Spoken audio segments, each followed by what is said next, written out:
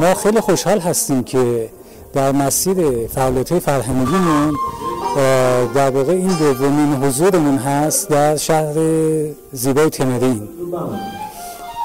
به دعوت مرکز فرهنگی تمرین امروز برنامه کنسرت موسیقی برگزار میشه.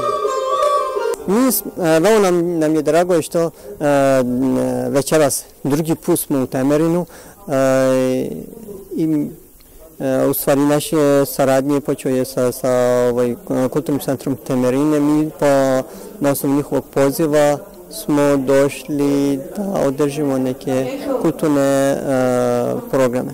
روح عاشق بیچاره نما بی تو جمعی عوض از بر ما رفت دست